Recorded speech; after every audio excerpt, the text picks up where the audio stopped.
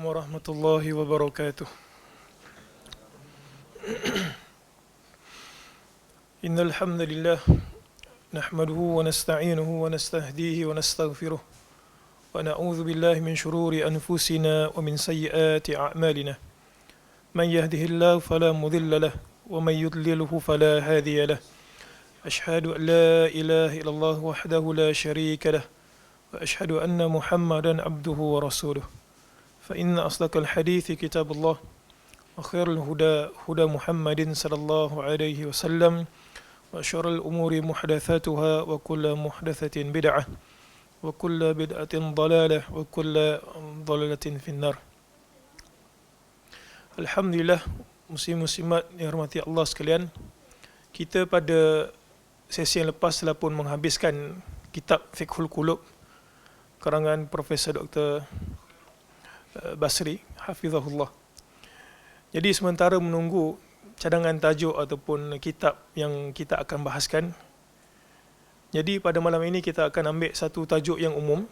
Saya kira tajuk yang semua kita maklum akan kepentingannya, dan bila kita menyebutkan isi-isi kandungan yang kejap lagi kita akan sebutkan, benda tersebut tidaklah asing bagi kita. Tajuk tersebut yang dipilih dan kita sepakat untuk bahas dan juga bincang pada malam ini adalah berkenaan dengan adab syarak dan juga seni bergaul. Muslim-muslimat anti Allah sekalian, saya terkadang banyak terima soalan berkenaan dengan individu ataupun perorangan yang dia itu rasa sedikit tidak yakin untuk bergaul dengan manusia. Kadang-kadang soalannya berbunyi, Ustaz, kenapa saya cuba untuk meminang orang tak suka kat saya? Kadang-kadang di tempat kerja dia kata, kenapa si fulan itu lebih popular berbanding dengan saya? Kalau di tempat kerja saya sebagai cikgu, kenapa cikgu itu lebih popular berbanding dengan saya? Ada, wujud. Benda tersebut berlaku secara realiti. Ataupun mungkin muslim-muslimat pernah menghadapi satu situasi di mana di kalangan adik-beradik ada di antara mereka yang mak ayah lebih favourite berbanding dengan yang lain. Kita sebut favoritism kot, kalau bahasa yang kita boleh sebutkan seperti itu.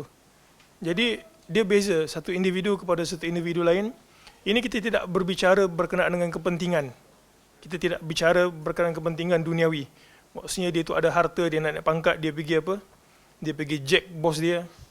Dia pergi ampu bos dia dan sebagainya. Akhirnya bos dia suka kat dia dan bos dia berikan sesuatu kepentingan berbentuk duniawi kepada dia. Kita tidak bicara berkenaan dengan bab itu. Tetapi kita punya bicara pada malam ini adalah bagaimana kita ini bergaul supaya akhlak kita itu dicintai. Ingat, kita sebenarnya bincang pada malam ini bukan untuk dicintai. Mungkin sebab ada orang kadang-kadang dia tahu teknik, dia pergi jadi apa? Manusia buaya. Tahu manusia buaya? Binatang ni ada dua, pula. Buaya ni ada dua. Satu buaya yang real, buaya yang ganas itu, satu lagi buaya yang lebih ganas. Lebih ganas. Maksudnya playboy lah bahasa kita. Jadi sebab kemahiran dia tu, kenapa orang boleh suka kat dia? Sebab kemahiran dia bergaul dengan wanita, akhirnya wanita suka kat dia. Mungkin disebabkan harta dia pandai mengayat, buat apa, cia-cia sikit, orang suka kat dia. Baik, kita tak ke situ, tetapi pastinya bila kita ini merupakan orang yang pandai bergaul, orang akan suka kat kita. Baik, jadi insya-Allah pada malam ini itu adalah tajuk yang kita bahaskan, adab bergaul, adab syarak dan juga seni dalam pergaulan. Baik, sebelum kita sebutkan isi-isi penting macam mana kita nak bergaul, kita di sini pada perbahasan malam ini tidak bicara tentang bagaimana kita nak beradab dengan Allah Ta'ala. Tak, itu bukan perbahasan kita. Juga bukan perbahasan kita bagaimana kita nak berakhlak dengan orang tua kita. Tak, ini lebih umum. Okay? Ini lebih umum dan konteks kita adalah sesama manusia. Okay? Sesama manusia, laki dan juga perempuan.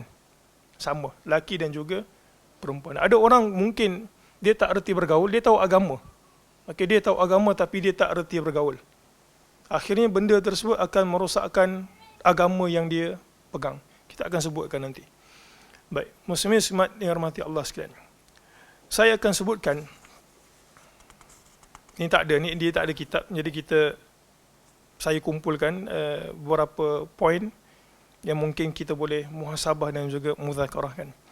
Baik, saya akan sebutkan 3 perkara yang menjadi motivasi kita untuk memperbaiki akhlak kita dari sudut pergaulan. Dari sudut pergaulan. Bagaimana kita nak bercakap dengan bos, bagaimana kita nak bercakap dengan anak, bagaimana kita nak bercakap dengan isteri, bagaimana kita nak bercakap dengan kita punya rakan sebaya ataupun rakan sekerja. Baik, 3 perkara yang kita perlu ada. Akhirnya perkara ini akan menyebabkan kita sedar. Dan kita selalu tekankan, ilmu itu mendatangkan kesedaran. Okay, ilmu itu mendatangkan kesedaran. Sebab kita nak sedar, kita bukan semata-mata nak semangat. Kita bukan orang politik yang semangat itu kemudian manifesto tak ditunaikan, kemudian dia pergi ceramah umum 5 tahun lagi, kita pun semangat, kita undi dia, akhirnya kena bohong lagi. Tak, kita tak seperti itu. Kita nak menghasilkan, mencetuskan kesedaran. Jadi kita akan sebut 3 perkara ini. Apakah faktor kenapa kita nak memperbaiki akhlak kita dalam bergaul? Baik, perkara yang pertama, supaya kita ini menjadi manusia yang terbaik. Manusia yang terbaik ini merupakan manusia yang Nabi SAW berikan pujian kepadanya. Khairun nas anfa'uhum linnas. Sebaik-baik manusia adalah manusia yang paling memberikan manfaat kepada manusia lainnya.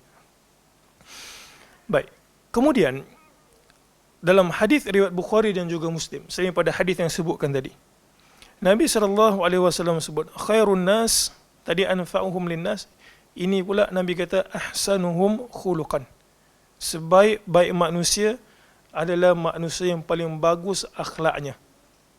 Bukan sekadar bagus akhlaknya ketika di masjid, bukan sekadar bagus akhlaknya ketika dia berada di kuliah pengajian, tetapi yang paling bagus akhlaknya ketika mana dia berada di jalan raya, ketika mana dia berada di kawasan perumahan dia, ketika mana dia juga berada di tempat kerja dia.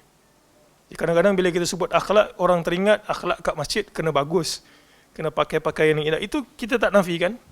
Ataupun kita pergi ke pengajian, semua pakai bagus, cakapnya bagus, itu kita tak nafikan. Tapi bila Nabi SAW sebut, dan hadis ini pula dinyatakan secara umum, khairun nas, sebaik-baik manusia, ahsanuhum, yang paling bagus akhlaknya.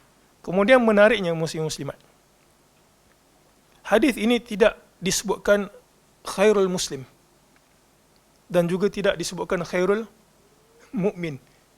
Nak bagi tahu siapa yang memiliki ini, dia adalah manusia yang the best. Maksudnya manusia akan cinta dan juga suka kat dia. Ini di antara istifadah yang kita boleh ambil daripada hadis ini. Baik, hadis lain, kita nak bagi semangat ni supaya kita ni memperbaiki akhlak kita.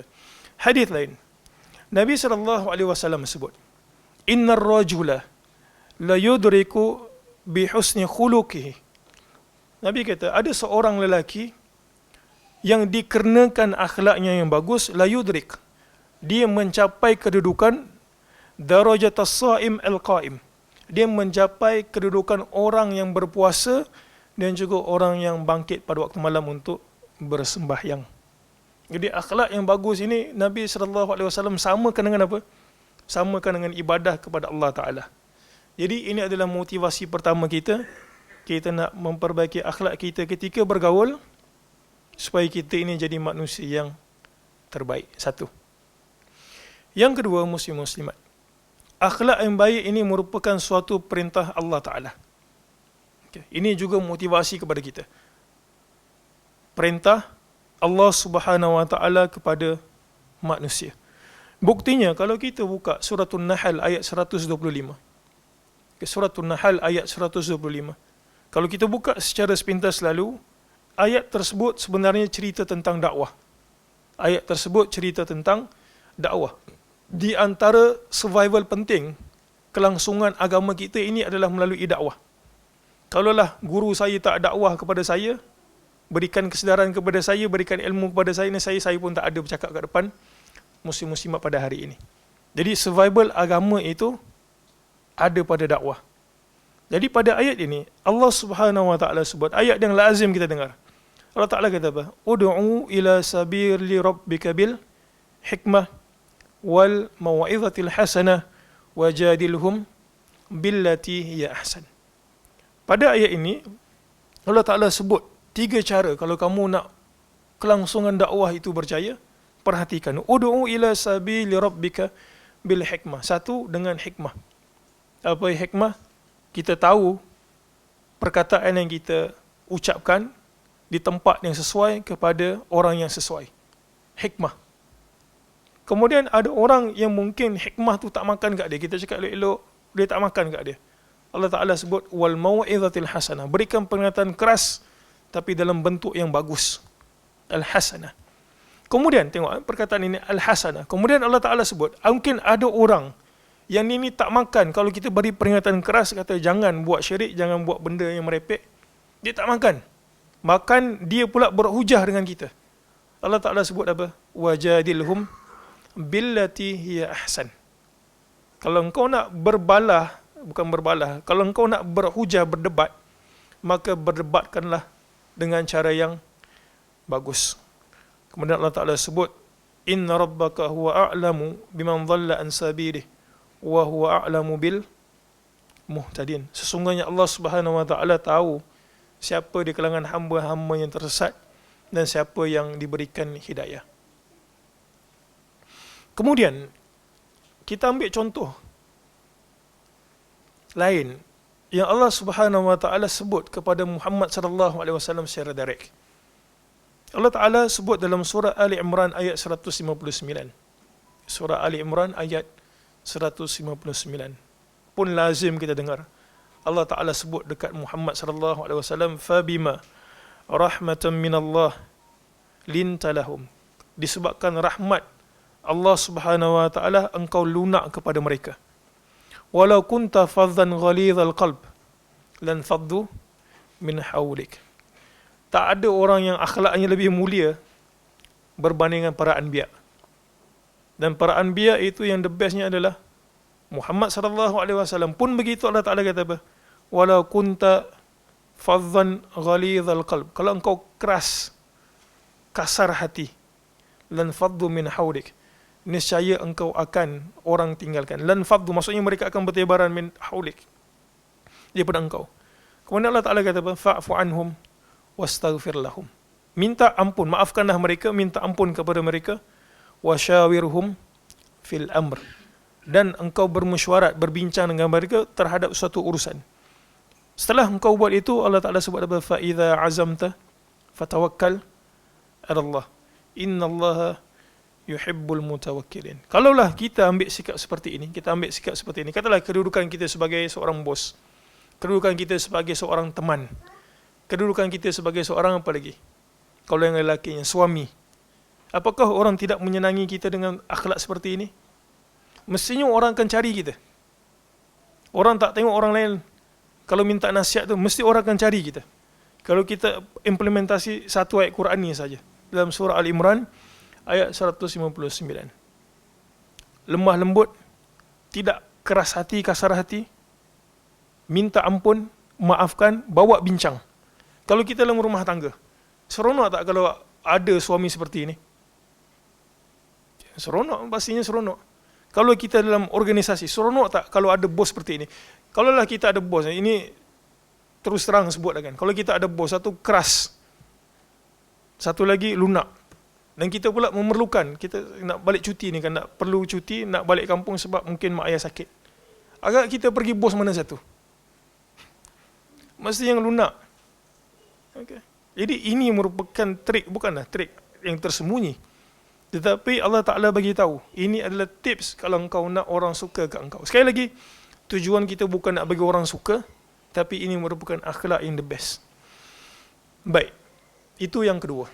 Yang ketiga, apakah faktor yang menyebabkan kita nak berakhlak dengan akhlak yang bagus?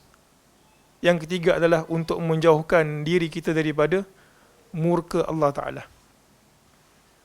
Ada orang ingat, dengan aku solat, tak syirik, tak melakukan bid'ah, aku masuk syurga. Tak juga sebenarnya. Tak juga. Baik, dalam hadis riwayat Al-Bukhari, dalam Al-Adab Al-Mufrad, satu hari sahabat ini bertanya kepada Nabi SAW tentang seorang wanita. Okay, dalam kes ni wanita. Dia termasuk. Bila kita sebut wanita, bukan maksudnya khas untuk wanita. Lelaki terpakai sekali kecuali ada dalil yang mengkhususkan bab tersebut.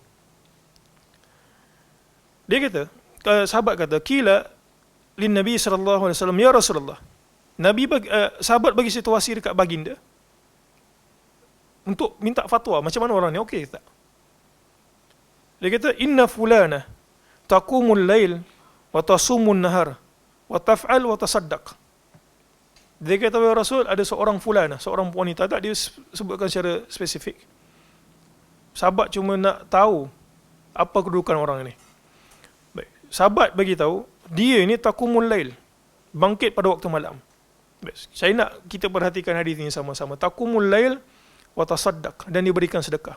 Wa taf'al, dan dia tasumun nahar, dia berpuasa pada waktu pagi. Pastinya bukan puasa wajib. Semua ni benda sunat. Wa tasumun nahar wa taf'al, dia buat benda tu, dia buat benda ni. Wa tasaddaq, dan dia berikan sedekah. Kalau kita baca hadis Mu'adz bin Jabal, 3 benda ni merupakan the best. Apa dia? Qiyamul lail, puasa, sedekah. Tapi sahabat kata, wa tu'dhi jiranaha bilisaniha. Tetapi si fulanah ni ada satu masalah. Wahai Rasul, dia menyakiti jirannya dengan lisannya. Mungkin dia tak mencarut, tapi perkataannya tu bikin sakit hati. Nabi SAW kata apa dekat ni, perempuan ni? Sahabat minta tanya macam mana kedudukan perempuan ni. Nabi kata apa? La khaira fiha. Tidak ada apa-apa kebaikan. Siapa yang belajar bahasa Arab tahu, Nabi menggunakan sigah yang umum kat situ, bukan ma'rifah nakirah. Tidak ada apa-apa kebaikan. Kalau kita boleh terjemahlah ke dalam bahasa Melayu seperti itu, la khaira fiha. Tidak ada kebaikan apa-apa dengan dia. Jadi janganlah kita sangka orang yang pakai lebay, orang yang pakai mungkin pakaian yang Islamik, tiba-tiba dekat Facebook dia mencarut, menyakiti hati orang, benda tersebut bagus. Tak, abadan kallah. Sekali-kali tidak. Nabi kata apa? Hiya finnar. Dia berada di neraka. Nabi kata la khaira fiha hiya finnar. Tidak ada kebaikan untuk dia dan dia berada dalam neraka. Kalau kita perhatikan, satu orang ni tak boleh buat qiyamul lail melainkan solat fardu dia telah pun sempurna. Ada orang pergi buat perkara sunat. Dia buat benda sunat tapi benda wajib dia tak lepas. Susah sebenarnya. Orang hanya pergi ke benda sunat melainkan dia tak pergi kepada benda sunat melainkan kefarduannya telah pun sempurna. Mestinya kalau dia sedekah, sah-sah saja dia, zakat dia bayar. Kalau dia puasa sunat, sah-sah saja, puasa wajib dia buat. Tapi dia ada satu masalah. Nabi kata, hiya finnar. Para ulama bahas, apakah maksud dia berada di neraka. Dia berada di neraka. Tapi dia ni Muslim. Ada 2. Satu boleh jadi dia masuk ke syurga lambat. Dia masuk ke neraka dulu. Sebabkan dosa akhlak buruk dia tu. Yang kedua, para ulama kata boleh jadi Nabi kata hiya finnar kerana dia menghalalkan akhlak buruk. Tak ada apa, dia kata alah, akhlak buruk aku dah cover dengan benda-benda sunat ni, ibadah aku okey. Aku buat akhlak buruk pun tak ada masalah. Para ulama kata 2 tu. Maksudnya kenapa Nabi kata dia kat neraka? Boleh jadi dia tak masuk syurga dulu, batch pertama dia tertinggal. Dia masuk neraka dulu suci baru masuk ke syurga. Ataupun dia tu menghalalkan benda yang haram ini, yang Allah Ta'ala murka. Baik, kemudian qalu ya Rasulullah. Sahabat bertanya lagi. Fulana tusalli al-maktuba wa tasaddaqa bi athwar. Dalam riwayat lain bil athwari minal akid. Dia kata, wahai Rasul, ada pula satu orang perempuan. Kenapa dengan dia? Dia ini solat al-maktubah, dia solat wajib saja. Mungkin dia tak berapa nak rajin, ya, kata aku dah solat. Dan dia sedekah dia dalam riwayat lain disebut al-akid, maksudnya keju, susu kering. Tak apa sangat kan? Pada pandangan orang. Apa sangat susu keju dengan juga solat, semua orang pun buat. Dan sahabat kata wala tu'zi ahadan, dan dia tak menyakiti siapa. Faqala Rasulullah sallallahu alaihi wasallam hiya min ahli al-jannah. Dia termasuk ahli syurga. Jadi ini membuktikan bahawa akhlak ada nilai dalam Islam. Akhlak bergaul ada nilai dalam Islam. Jangan kita sangka kita dah buat ibadat kita. Sebab sebenarnya muslim-muslimat, akhlak ini merupakan lantunan ataupun manifestasi apa yang berada dalam kita ni. Jadi itu sebab kita tahu kalau akhlaknya buruk, dalamnya juga mesti buruk. Kalau saya tumpahkan, kalau saya isi air dalam ni, air kosong, takkan tumpahnya oren. Mesti tumpahnya air kosong. Kalau saya isi kopi, tumpahnya mesti kopi. Begitu juga lah perumpamaan seperti yang Nabi SAW sebutkan ini. Baik, habis. Itu 3. Banyak lagi nas lain, tapi kita berpada dengan 3 benda ini sebagai motivasi untuk kita sentiasa perbaiki akhlak kita. Termasuk saya lah yang berbicara ini. Baik, selesai. Sekarang kita nak pergi kepada kaedah. Dalam kat Baitul Salam ni, banyak kali kita sebut kaedah itu, kaedah ini kan. 10 kaedah penyucian jiwa, 10 kaedah itu. Baik, macam mana kaedah yang sabit kita nak bergaul? Kalau kita bergaul dengan orang Sabah, mungkin caranya lain. Kita nak bergaul dengan orang Johor, Kelantan, dia ada PL tersendiri. Tapi bila kita sebut kaedah, dia terpakai untuk semua Muslim dekat mana-mana kat muka bumi ni, bahkan bukan Muslim juga sama. Okay? Sebab bukan Muslim juga ada potensi untuk menerima hidayah dan masuk Islam. Baik, kita pergi kepada yang pertama. Okay? Kita kena sedar benda ini dulu. Supaya jangan dia buat satu masalah, kita kata dia tu buruk akhlak. Tak semestinya. Kita kata awak ni buruk akhlak lah, saya tak nak bergaul dengan awak. Awak ni bukan suami yang bagus. Awak ni bukan pekerja yang bagus. Awak buruk akhlak. Kita cerai. Ataupun awak pindahlah tempat lain. Tak. Kita kena faham prinsip ini dulu. Okay? Ada 4 prinsip yang suka untuk saya nyatakan dan juga bincangkan.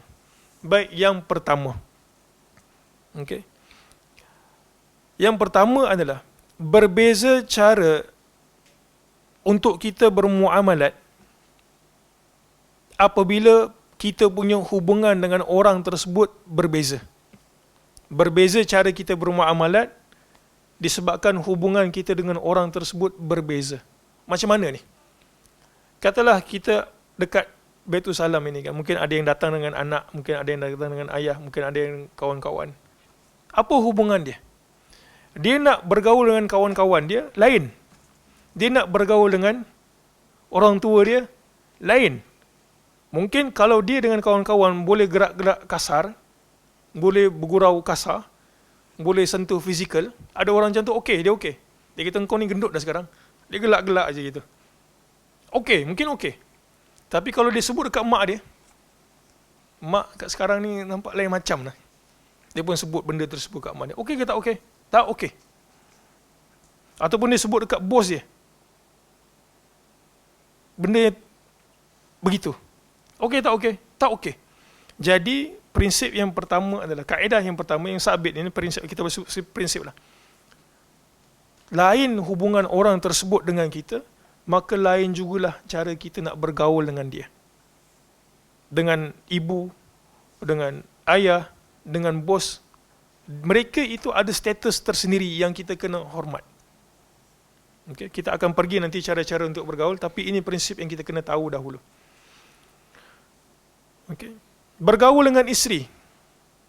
Kalau kawan kita panggil sayang, okey tak kawan kita? Kita panggil sayang. Katalah apa siapa sini, pengerusi Baitul Salam, kita panggil dia sayang. Dia pening kepala gitu kan, sayang gitu. Apa khabar sayang? Allahu Akbar. Tapi kalau dengan isteri okey tak? Okey. Bahkan Nabi SAW juga ada kes itu dengan isteri baginda. Saya sebut satu lah. Kita tahu bahawa Nabi SAW pernah keluar pada waktu malam, dan keluar itu ke perguruan Baqi'. Kan? Tahulah cerita itu kan? Dan akhirnya Aisyah rasa tak sedap hati, mana suami aku pergi ni kan. Dia ikut. Rupanya suami aku berdoa dekat kuburan untuk jenazah dekat Baqi'. Kemudian Nabi SAW berpusing, Aisyah cabut lari. Orang lari mesti dia punya degupan jantung tu turun naik. Balik ke bilik, balik ke rumah, Nabi SAW perasan, ini kenapa ni kan? Aisyah, kau bagi tahu tu pun Allah Ta'ala turunkan wahyu. Siapa berani wahyu?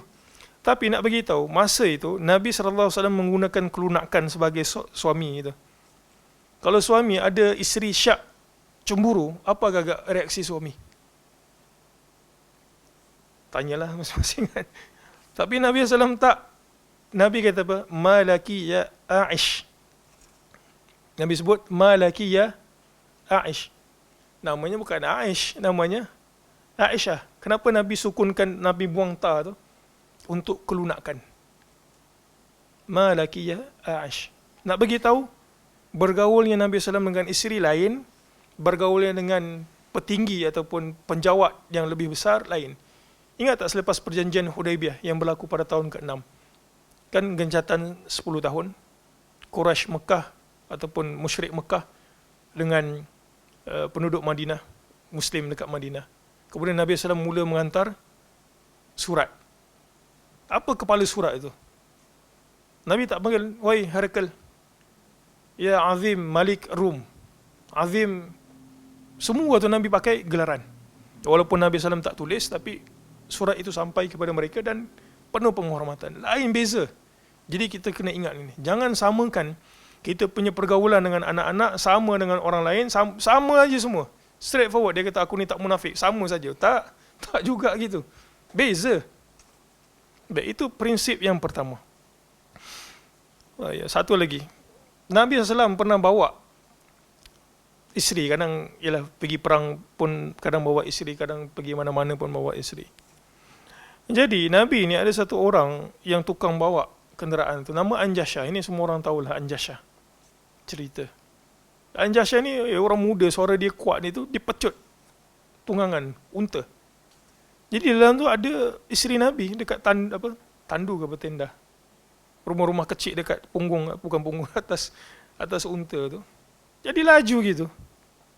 Macam kita lah bawa kereta kan, dalam tu ada mak kita, ada isteri kita, anak kita. Nabi SAW perhatikan Anjasha. Nabi kata apa? Ruwaidak ya Anjasha. Wahai Anjasha, slow-slow. Ini bukan bawa, bukan bawa. Laki yang kau bawa kasar sikit tak apa. Ruwaidak ya Anjasha. Nabi kata, wahai Anjasha, slow-slow. La taksir al-qawarir. Jangan engkau pecahkan kaca. Nabi ibaratkan isteri dengan kaca. Lainlah bergaulnya. Baik, kedua. Itu satu. Kita kena tengok hubungan kita dengan orang kita nak bergaul tu apa dia. Yang kedua, kita bergaul perbezaan kita bergaul dengan orang berdasarkan kefahaman dan juga kadar akal mereka. Berdasarkan kefahaman dan juga kadar akal mereka. Ada beberapa riwayat yang dhaif, yang selalu disebutkan, tapi saya sebutkan juga. Benda ini makul. Hadis riwayat Ad-Dailami, Ibnu Abbas radhiyallahu anhuma, katanya apa? Umirna an nukalliman nas ala qadri uqulihim. Dia kata kami ini diperintahkan untuk bercakap dengan manusia berdasarkan kadar akal mereka, kefahaman mereka. Kita nak tegur budak kecil, kita tak perlu sebut, dek, ingat tak hadis Bukhari? Tak perlu, dia pun tak kenal Bukhari tu siapa kan. Ingat tak dalam riwayat Al-Baihaqi? Baihaqi tahu tak? Karangan ini semua dalil mazhab Syafi'i. Budak tu pun pening gitu. Tak, orang kat kampung, kita tak perlu bacakan. Betul, dalil penting. Kalau dia berhujah, dia kata saya tak saya tak muknik lah. Boleh tak Ustaz terangkan? Pada ketika itu kita sebutkan. Jadi berbeza. Bahkan Ibnu Mas'ud dalam riwayat Tabrani, dia kata apa? Khalitun nas ala qadri imanihim. Engkau bergaul dengan manusia berdasarkan kadar iman mereka. Bukan, ini tidak menafikan untuk kita menyampaikan kebenaran, bukan Kita tak sebut, kalau macam tu, ini kita senyapkan, bukan. Tapi tengok hikmah itu kan, wajadilhum billati hiya ahsan. Bil hikmah tadi itu kita sebut. Ini mungkin tak sesuai. Kita kena terang dulu. Kita nak buat benda tu, jangan kita katalah dalam solat gitu kan. Apa yang biasanya sensitif dalam solat ni? Yang kalau kita buat orang terus cop kita gitu. Apa dia? Tak baca basmalah kot. tak baca basmalah secara sir. Kita jadi imam, kemudian orang tak kenal kita, orang tolak kita, nampak macam pakai jubah, pakai songkok kopiah, orang tolak kita, imam masa itu sakit perut, tak datang, tolak kita ke depan. Kita pun dengan kefahaman kita, kata-kata ini yang betul, ini sahih rajih bagi kita, tapi tak mukni' bagi orang. Okay. Sebab hukum ni ada satu lagi bab kita sebut mukni'. Bila hujah ditegakkan, sama-sama kuat, kan ada macam itu. Kadang ada beberapa bab seperti itu. Dia tak mukni', dia mukni' dengan pandangan yang dia sedia ada. Kita nak paksa macam mana? Tapi pandangan kita pula berbeza dengan dia. Kita pun solat, tak baca basmalah secara kuat. Kita berpaling itu, kemudian kita belah. Tudung, angkat kepala macam itu kan, jalan itu, keluar. Kita ini adalah perjuangan, menegakkan kebenaran. Tak seperti itu. Dia akan menyebabkan apa? Kalau kita nak dakwah sunnah, esok-esok kita dipanggil kat situ, orang tolak. Kita ini yang hari tu buat kepala sendiri kan. Ingat sekali lagi, ini bukan nak bagi tahu, tak menyampaikan kebenaran. Tapi kita tengok keadaan. Ini mungkin aku pergi sekali ni je. Pergi dekat mana-mana negeri. Sekali ni je. Kemudian kita teranglah. Tadi saya berpegang kepada gini. Itu sebab khalitun nas ala qadri imani. Baik, mungkin yang paling jelas kot. Qiraat. Pernah dengar qiraat pelik-pelik gitu kan? Pelik bagi kita sebab orang kampung ni dia tak tahu qiraat. Kita pun pergi baca qiraat Hamzah. Ihdinas siratal mustaqim siratal ladzina an'amta alaihim ghairil maghdubi alaihim. Dia kata sesat ustaz ni. Kita pula lepas solat itu senyap macam gitu, kemudian kita belah. Kita tak terang. Itu sebab penting khalitun nas ala qadri imanihim. Ya, hadis ini dalam riwayat yang lain itu dhaif, tapi ada dia punya make sense. Jadi kita pun balah dengan dia, jadi musuh tiba-tiba. Yang tak patut jadi musuh pun. Baik, yang ketiga. Okay. Jadi satu, kita tengok apa hubungan kita dengan dia. Dalam riwayat Nabi SAW datang ke Ansar, ada budak yang dia jumpa, Nabi usap kepalanya. Cuba kita usap kepala kawan kita. Kita ini, saya dengar hadis itu kan. Tak kena. Hubungan kita dengan dia kawan. Ataupun kita nak buat baik dengan bos kita, kita pun usap kepala bos kita. Dia kata apa, kurang ajar gitu kan. Tak kena. Yang kedua, bergantung kepada kefahaman mereka. Baik, yang ketiga. Ada satu lagi yang lebih khusus. Kita bergaul dengan manusia berdasarkan kepribadian. Kita bergaul dengan manusia berdasarkan kepribadian. Keperbedaan kita ni muslim-muslimat tak sama. Ada orang senyap, ada orang pemalu, sangat pemalu.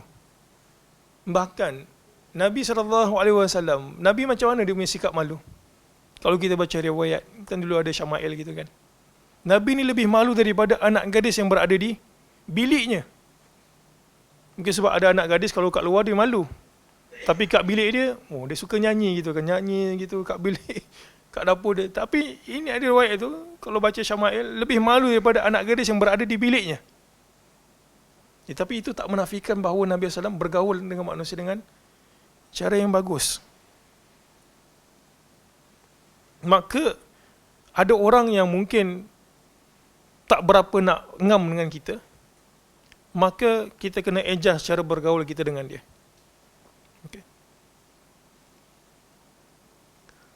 Baik. Tapi kalau kita nak up satu lagi level, ada orang bergaul dengan cara yang dingin dengan kita. Ini nak bagi tahu perbezaan peribadi. Okey, perbezaan peribadi. Kalau kita boleh balas balik, katalah dia berhubungan kita dengan perhubungan yang dingin, tapi kita boleh balas dengan satu benda yang bagus, nescaya dia akan twist. Dia akan malu sendiri. Katalah orang tu buat salah kat kita, dia tuduh kita macam-macam, tiba-tiba dia susah. Ingat tak peristiwa Ibnu Taimiyah? Yang musuh dia mati, kemudian anak murid dia cela. Dia kata, jangan engkau cela. Dia kata, mulai pada hari ini keluarga itu aku tanggung. Jadi lain orang tu. Keluarga tu mungkin dia kata, pak aku musuh kat dia, suami aku musuh kat dia, aku pun musuh. Tiba-tiba Ibnu Taimiyah kata, keluarga ni aku tanggung. Apa jadi perasaan tu, keluarga tu? Itu sebab kalau kita buka dalam surah Fussilat ayat 34, surah ni surah yang ayat ni merupakan surah ayat yang sangat excellent. Siapa yang boleh buat, dia akan tulis permusuhan kepada suatu bentuk keakraban. Baik, Allah Ta'ala sebut dalam surah Fussilat ayat 34, wala tastawil hasanata wala sayyi'ah. Tidak sama kebaikan dan juga keburukan. Beza, jauh beza. Keburukan, kebaikan, satu kebaikan. Idfa' billati hiya ahsan. Kalau ada orang buat jahat kat kita, kita balas balik dengan ahsan. Allah Ta'ala kata apa? Kalau engkau buat seperti ini, jaminan Allah Ta'ala dalam surah Fussilat, fa idzal ladzi bainaka wa bainahu adawah, kalau engkau dengan dia itu ada permusuhan, engkau jadi apa? Ka'annahu waliyyun hamim. Allah Ta'ala sebut, kalau engkau boleh balas kejahatan tersebut dengan kebaikan, dia akan, engkau punya hubungan dengan akan jadi wali. Tahu wali? Pelindung. Hamim, teman rapat. Ini yang berlaku kepada Nabi SAW dengan seorang sahabat yang dulunya menentang Nabi. Siapa dia? Abu Sufyan. Kan Abu Sufyan tentang Nabi. Salah satu, Nabi ambil hati, Nabi SAW kahwin dengan anak dia. Siapa anak dia? Ramlah binti Abi Sufyan, ataupun digelar sebagai Ummu Habibah. Kemudian masa Fathu Mekah, Nabi kata apa? Siapa yang berlindung sekian, masuk Mekah sekian, aku tak akan cederakan, aku tak akan apa-apakan. Dan di antara tempat yang Nabi sebut apa dia? Dar Abi Sufyan. Siapa yang masuk dekat tempat Abu Sufyan, Nabi ihtiram dia. Nabi balas kejahatan Abu Sufyan tu dengan kebaikan. Akhirnya masa perang Hunain, masa orang cabut lari itu, di antara mempertahankan Nabi SAW, siapa dia? Abu Sufyan. Sebab azim, ayat ini azim. Kalau boleh buat ni. Baik. 1, 2, 3 dan yang terakhir. Yang terakhir ni penting. Kita ni muslim-muslimat, bila kita hidup dekat dunia, secara realitinya tak ada manusia sempurna. Bahkan orang tua kita juga, bahkan isteri kita juga, bos kita, bahkan lebih daripada itu, Nabi SAW juga dari segi manusianya, baginda melakukan kesalahan. Bukan sebagai bentuk merendahkan, tapi daripada kesalahan itulah kita tahu, kita belajar iktibar. Kemudian untuk menunjukkan bahawa Nabi SAW tidak diangkat kedudukannya ke makam Tuhan. Bahkan Nabi juga. Dan baca sejarah kita tahulah. Jadi, bila kita sedar bahawa manusia itu tidak ada yang sempurna, dan kita juga tak sempurna, maka kesilapan itu kadang-kadang kita tersamuh saja. Kita apa? Tersamuh dalam bahasa Melayunya. Kita berlapang dada. Dan hadis yang popular, kullu bani Adam khatta'un wa khairul khatta'in at-tawwabun. Semua anak Adam melakukan kesalahan. Kesalahan dengan Allah Ta'ala. Kesalahan dengan manusia lebih lagi, muslim-muslimat. Lebih lagi. Kita yang agama ni, tak kira lah ustaz ke ustaz, belajar agama tak agama, tapi yang penting ketika kita bergaduh ataupun berbalah, jangan melampaui batas. Jangan melampaui batas, kerana semua tahu hadis tersebut, ciri orang munafik adalah bila dia idza khasama fajara, bila dia bergaduh dia melampaui batas. Baik. Hadis ini saya lama tak sebut hadis ni. Hadis Abu Hurairah riwayat Muslim. Di antara orang yang paling banyak dengan kita, keluarga kita. Okey. Dan di antara keluarga kita tu, kalau lelaki dan juga perempuan yang paling rapat sekali adalah suami isteri. Bahkan lebih rapat lagi daripada mak bapak dia. Sampai aurat pun tak ada. Kalau nak solat jenazah, kalau nak mandikan jenazah pun boleh saja, tak ada masalah. Tak kata rapat. Jadi, di antara orang yang banyak kali kita melakukan kesalahan, bagi yang dah berkahwin, saya tak tahulah begitulah kot dia punya adat resam. Bagi yang dah bernikah, suami kepada isteri, isteri kepada suami. Sampai satu tahap, suaminya pun dah 30 tahun kahwin dah. Redha saja kan. Dalam hadis riwayat Bukhari, mungkin yang baru-baru nikah dan sebagainya itu, kadang tak tahan. Ada saya dengar student saya lah, gitu, sampai nak bertikam gitu suami isteri kan. Semoga baik-baik saja. Sebab apa? Darah muda. Masa ni dia hidup sorang-sorang dengan PL dia seorang. Lelaki PL lain, perempuan PL lain. Semua makruf lah. Nabi SAW berikan satu pesan. Nabi kata apa? La yafraku mu'minun mu'minatan. Janganlah seorang mukmin itu yafrak. Yafrak ni maksudnya marah sampai menimbulkan permusuhan. Maksudnya janganlah seorang suami itu, boleh juga kita sebutkan suami, marah benar kepada isteri sampai bermusuh. Nabi kata apa? Idza kariha minha khulukan. Kalaulah ada akhlak dia yang tak bagus, engkau tak suka. Orang lain mungkin okey, tapi engkau tak suka. Sebab manusia ni dia bukan hitam putih gitu kan. Dia bukan bab halal haram, tapi benda tu dia tak suka. Apa contoh yang boleh saya sebutkan ni? Mungkin suaminya jenis smart, tersusun. Isteri dia pula jenis yang campak-campak barang. Biasa terbalik kan, biasa yang campak-campak barang ni lelaki. Tapi contohnya lah gitu, contohnya begitulah. Dia tak suka. Benda tu tak salah pun, mungkin towel dia campak sembarangan. Kan bukanlah baru ni, ada berita disenaraikan punca-punca perceraian. Apa di antaranya yang bagi kita benda tu tak masuk akal? Apa di antaranya?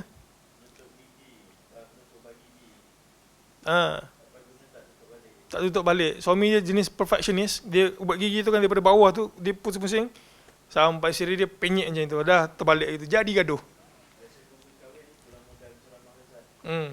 Tapi real kan? Macam mana? Ada senarai tu saya baca. Di antaranya adalah punca perceraian, suami tak suka isteri basuh baju pada waktu malam. Bagi kita dari sudut syarak, apalah masalah kan? Itu je masa dia free, dia nak basuh baju, sila. Tapi ada orang tak boleh. Kalau dia tidur tu tak boleh ada bunyi bising, tak boleh dengar tapak kaki pun. Saya tak nak dengar tapak kaki awak. Ada orang macam itu. Suami sama, isteri pun sama. Itu sebab Nabi kata apa? In kariha minha khulukan. Kalaulah ada satu sikap yang dia tak suka, radhiya minha akhar, tapi jangan dilupakan kebaikan dia banyak. Dia sediakan kita punya baju, dia tolong masak, anak dia didik, yang suami pun sama juga. Suaminya yang keluar bekerja, sediakan. Jadi begitulah. Tak ada manusia perfect. Okay. Bos ke, kita ke, mak ayah ke, kita sebagai anak ke. Jadi kita tak, bila kita tahu prinsip, kita masih bicara tentang prinsip. Bila kita tahu prinsip ini, kita tak mudah-mudah kata saya putuskan hubungan dengan awak. Kita putus kawan. Ada yang tak bertegur mungkin bertahun-tahun. Okay. Jadi bila kita sedar, oh dia salah, dia manusia, saya juga salah. Asalkan dia tak melanggar prinsip, maka kita berlapang dada. Baik. Baki 15 minit. Alhamdulillah. Jadi suka untuk saya sebutkan beberapa perkara. Tips. Okay. Orang soleh ada sebahagian daripada hadis Nabi SAW. Kita baca, maka inilah cara kita bergaul. Baik. Yang pertama. Okay, yang pertama. Sama-sama kita muhasabah. Saya yang bercakap ini, yang banyak bercakap kat depan, dan juga muslimat jugalah yang mendengar. Sama-sama kita muhasabah. Baik, yang pertama, manusia tak suka diberikan nasihat di hadapan khalayak. Sebab semua manusia, hatta budak kecil sendiri sekalipun, isteri kita, suami kita, anak didik kita, orang yang teratas daripada kita lebih-lebih lagi, mereka ada maruah diri. Dan mereka tak suka dimalukan. Jangan kita kata depan-depan, apalah awak ni, ini tak guna gitu. Dia dimalukan. Nasihat bukan seperti itu. Kalaulah ada orang berikan nasihat, ini secara umum, mungkin ada situasi yang kita terpaksa bagi nasihat secara umum. Katalah maksiat tu memang depan-depan dia buat, kita bagi tegur depan-depan. Awak jangan buat seperti ini. Dia pergi khaluat, kita ketuk pintu, awak jangan buat seperti ini. Kita buat rombongan kita, tegur dia, mesti dia malu. Tapi ini secara umum. Kadang-kadang orang tua-tua dulu cerdik gitu kan. Dia taklah marah depan-depan, tapi dia jeling gitu. Jeling tengok itu. Ataupun dia bagi isyarat tangan itu. Apa tu? Cubit. Tengok itu, tengok. Dia tahu lah tu. Baik, sebab semua orang, hatta budak kecil, tak suka untuk dimalukan.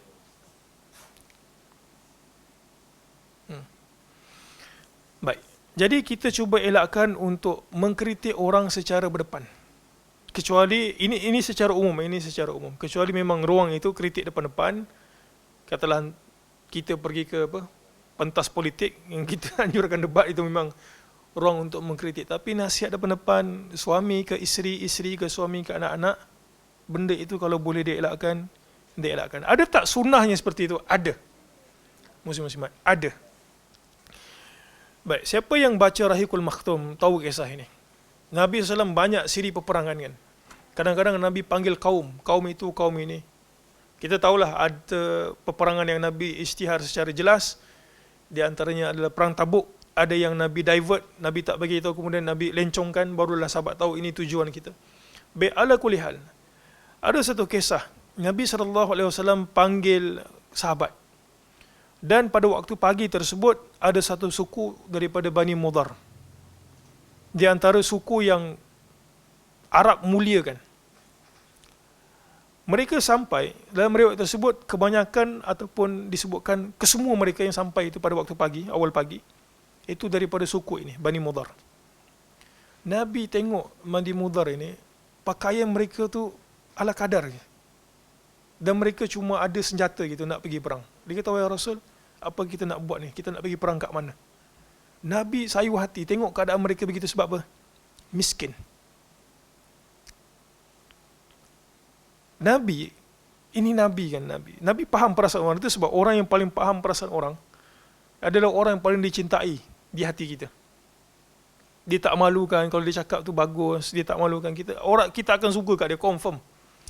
Katalah kalau kita ada isteri, katalah isteri kita 2-3 orang, cuba tengok yang paling bagus hormatnya kat kita tu, itu kecintaan kita kat situ.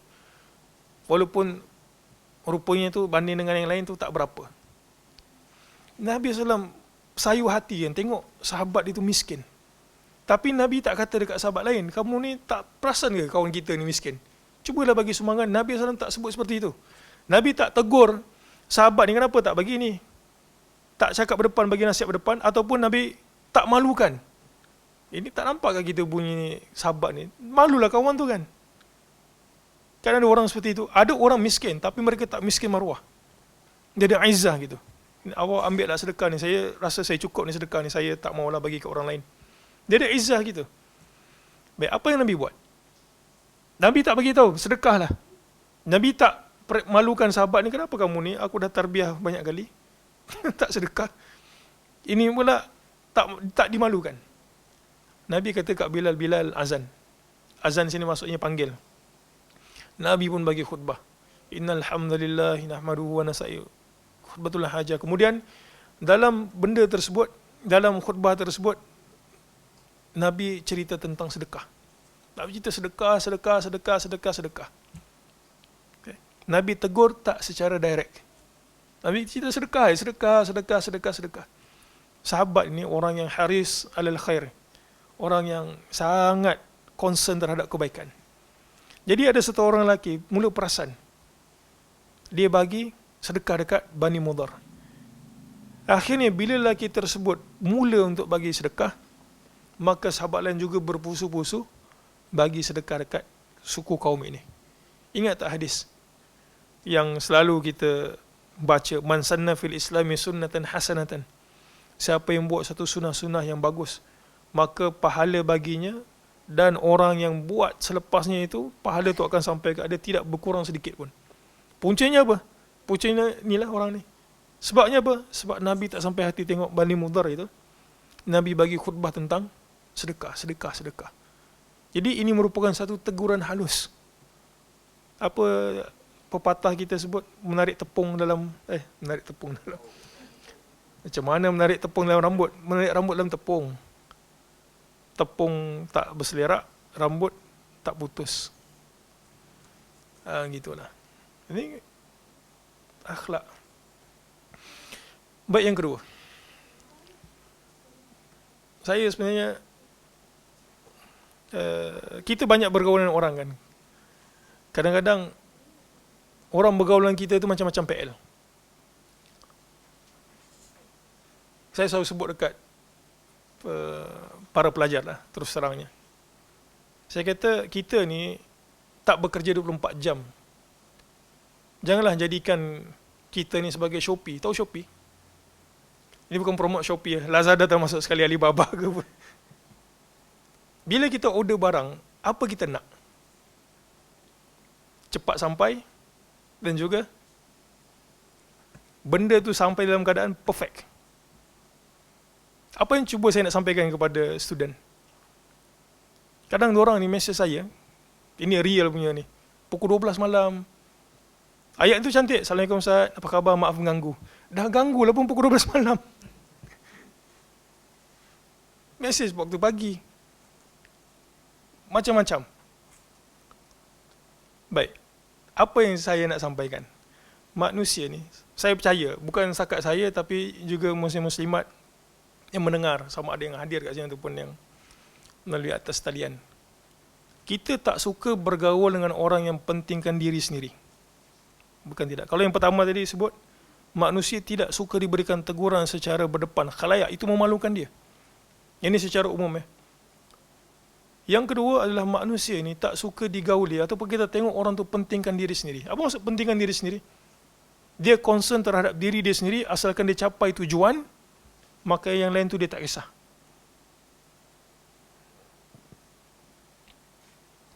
Kita tahu kes seorang Arabi buang air kecil dekat Masjid Nabawi. Apa jadi? Sahabat bangkit. Tak salah juga sahabat bangkit kan. Ini masjid kot. Kau tiba-tiba buang air kat penjuru situ. Cantik punya. Nabi kata jangan biar dia habis buang, supaya di antara hikmahnya supaya benda tu tak merebak kan. Dia satu, maksudnya mengalir kat satu tempat saja. Kalau pergi kejar, maka bertebaran dia punya najis kan. Akhirnya Arabi itu kata apa? Allahumma rahamni wa Muhammadah. Dia kata, ya Allah, berikan rahmatmu kepada aku dan kepada Muhammad. Dia tak sebut pun Muhammad, dia sebut nama. Arabi jenis yang tak ada, kita sebut apa, tak ada tamadun gitulah. Dia kata wala tarham ma'ana ahada. Dia kata ya Allah, berikanlah rahmatmu kepada aku dan juga Muhammad sallallahu alaihi wasallam. Dia kata janganlah engkau rahmat selain daripada kami. La ilaha illallah. Penting diri kan, kita tengok penting diri. Nabi SAW kata, "Laqad hajarta wasi'an." Dia kata rahmat Allah Taala kan luas. Kenapa engkau nak engkau saja? Jadi kadang kalau kita nak bergaul dengan orang, kita nak cepat di atas jalan raya. Tahu kita semua nak cepat. Tapi janganlah potong. Kalau kita dah terlepas kan, baru ni ada berita. Orang panggil apa? The King. Apa The King? Alzao, boleh lah. Penting dia dah terlepas itu, nak cepat. Kau nak terbalik lori. Pun sama juga. Kita nak tujuan kita sampai, tapi kita kena raih perasaan orang. Jangan anania. Anania dalam bahasa Arabnya sebut anania. Sikit-sikit ana, sikit-sikit ana. Ana ada itu, ana ada ini. Lama-lama jadi anaconda itu. Sikit ana. Anania maksudnya rasa penting diri. Asalkan aku dapat, yang lain aku tak kisah.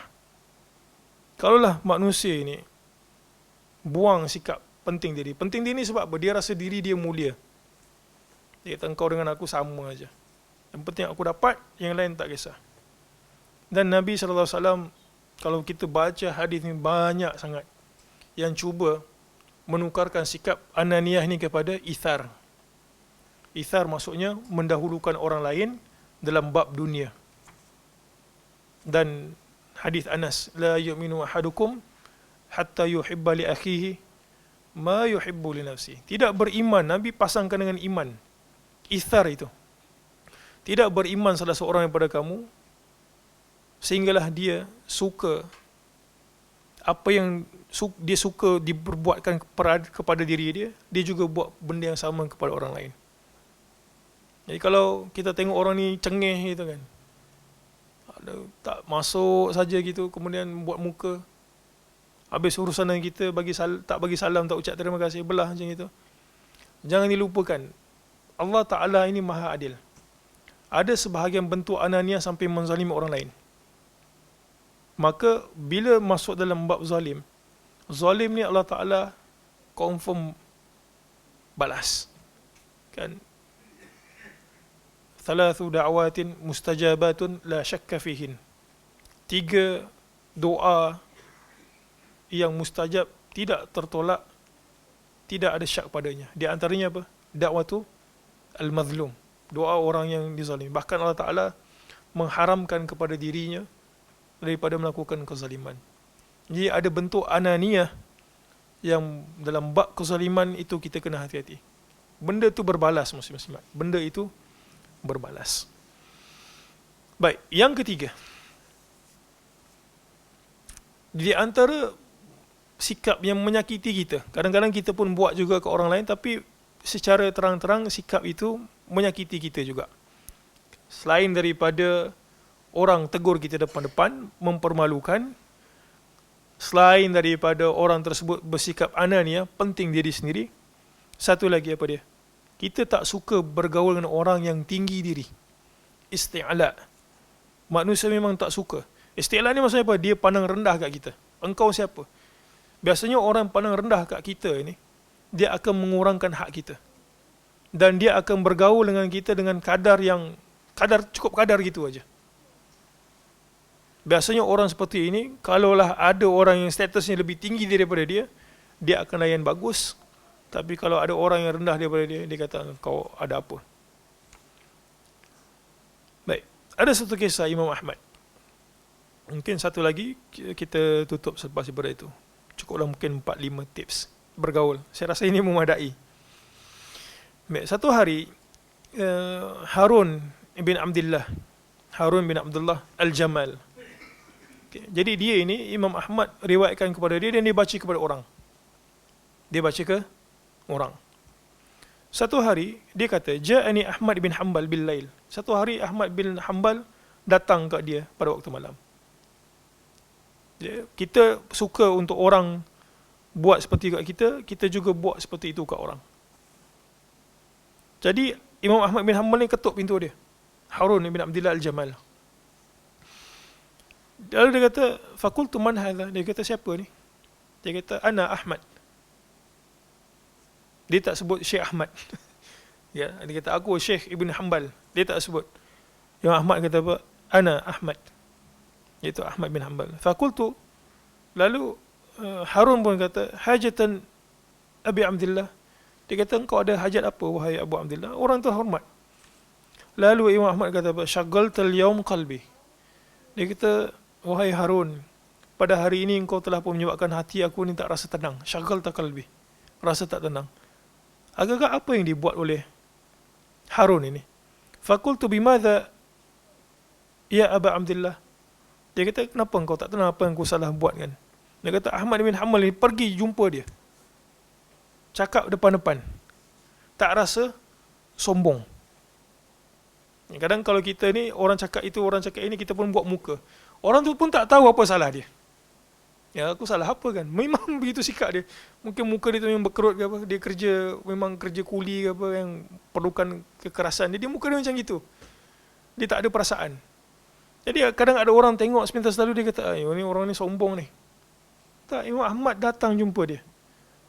Tegur. Ini tadi itulah, tak suka diberikan teguran secara umum, Imam Ahmad datang.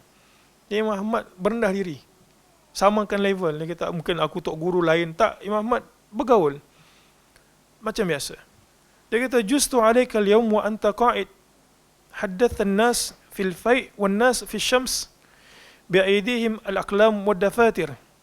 Dia kata, aku berikan engkau ijazah, engkau sebut kat orang, dan engkau bila engkau baca hadis kan, hadis manusia, engkau duduk dekat satu tempat perlindungan, tapi manusia catat engkau punya hadis dalam keadaan apa? Panas mentari. Engkau duduk, mereka berdiri. Jadi Imam Ahmad tak suka tengok keadaan seperti itu. Dia kata apa? La taf'al marra ukhra. Dia kata, wahai Harun, jangan buat seperti itu lagi. Ini teguran, jangan apa? Isti'la, rasa besar. Kita sebagai student, katalah kita student, kita ada guru, kita hormat dia, guru. Tapi sebagai guru juga, dia juga kena ihtiram kepada orang yang di bawah. Kita jugalah, kalau kita bos ke, orang hormat kita sebagai orang bawahan, kita hormat bos kita dengan cara yang sepatutnya. Dan kalau kita pula sebagai bos, kita juga hormat orang seperti mana yang selayaknya. Jadi Imam Ahmad kata, kalau kau lepas ni, kalau kau nak baca hadis, kalau kau berdiri, kalau kau tengok orang berdiri, kau berdiri. Kalau kau tengok orang duduk, engkau pun duduk. Dia kata, engkau jangan buat benda tu, tak bagus.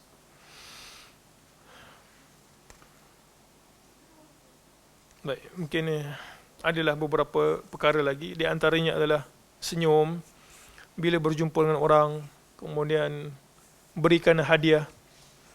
Dalam Muwatta, tahadau tahabbu, kalau engkau nak engkau dicintai, berikan hadiah. Tahadau, kamu saling berikan hadiah, nescaya kamu akan saling mencintai. Kemudian manusia ini sukakan pujukan berbanding dengan kritikan.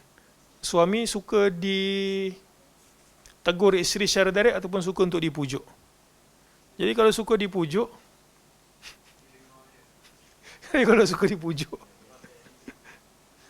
yalah, mungkin sahabat-sahabat kat sini lebih pengalaman daripada saya. Sama-sama gitu lah. La ilaha illallah. Dan dalam hadis riwayat Muslim, Nabi, man lam yashkurin nas la yashkurullah. Kalau kita suka orang ucap terima kasih kat kita, kalau orang bagi kat kita something pun kita ucap terima kasih. Jadi gitulah, senyum, beri hadiah. Kalau kita tersalah, minta maaf. Orang beri sesuatu, kita kata terima kasih.